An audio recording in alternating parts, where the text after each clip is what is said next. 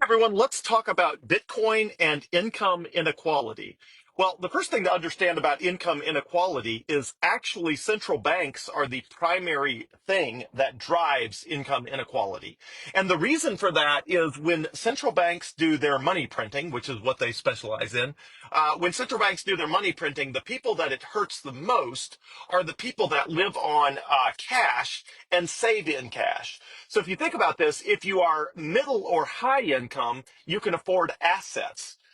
Rather than savings. And with assets, if you can own property or a house or stocks or something like that, then when the government prints more money, the value of your assets tends to go up while the purchasing power of your dollars goes down.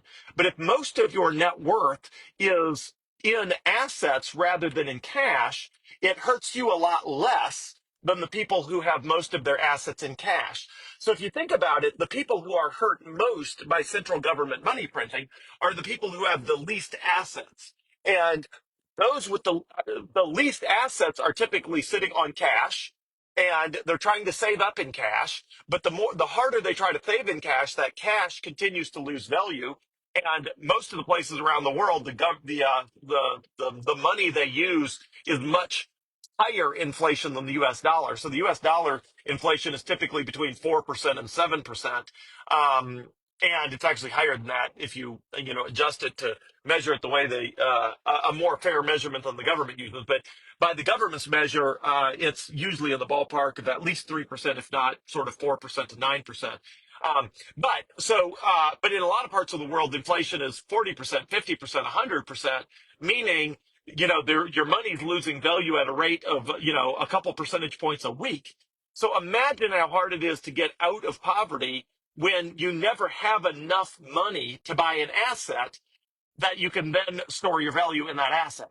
So Bitcoin fixes that because Bitcoin is an asset that can be purchased for any amount of money, unlike property. So for real estate, you typically have to have a sizable amount of money to buy real estate because you can't buy real estate in the square inch or the square foot. For example, you typically need to buy real estate in the form of a house or a plot of land or something that has some meaningful scale. So as middle and upper income people can afford houses and plots of land and buildings and things like that, poor people can't.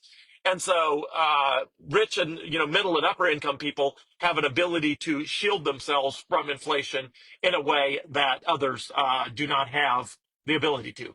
Okay, so what about internet access specifically? Is there a way to which Bitcoin disadvantages those without internet access? So a couple thoughts. One, in order to use Bitcoin, you don't have to have internet access all the time.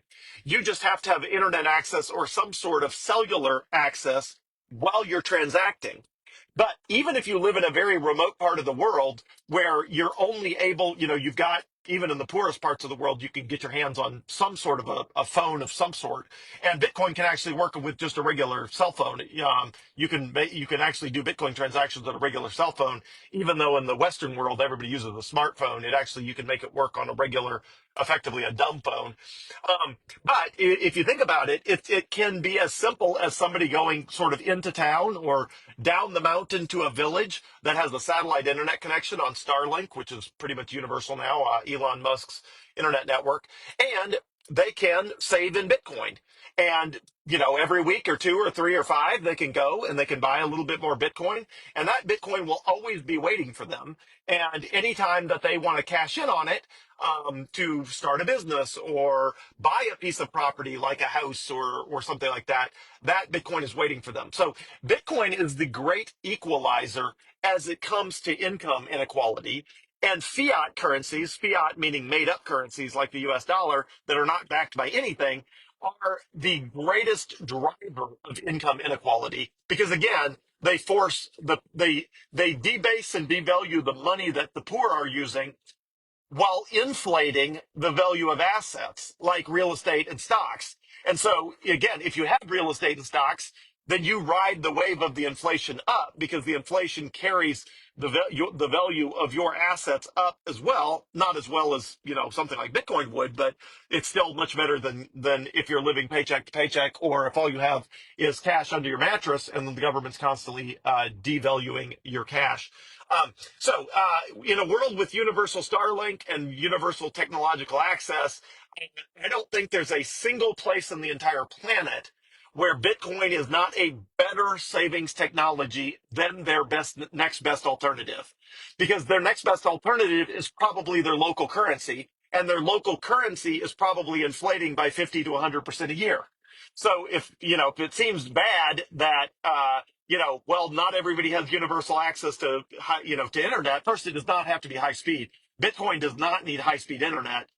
For a smartphone, it just needs any internet. Literally the slowest, slow internet. Even satellite internet works totally fine for Bitcoin. And you can even use it on a phone with just cellular and no internet access. So Bitcoin can do more for the world to eliminate income inequality than honestly any other technology I've ever encountered.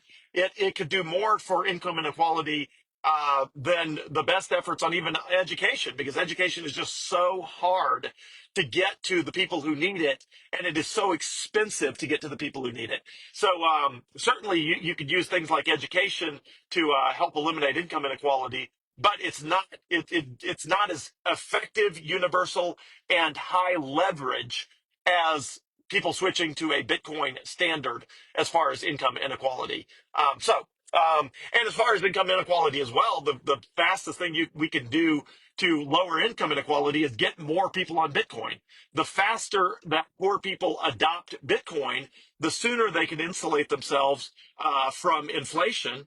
And the good news for Bitcoin is there's a lot of rich people on Wall Street that are skeptical of it still, even with as much adoption as there's been. So it's a unique opportunity for people who historically have always been front run by Wall Street to be the ones front running Wall Street this time, which again does a lot to reverse income inequality as well.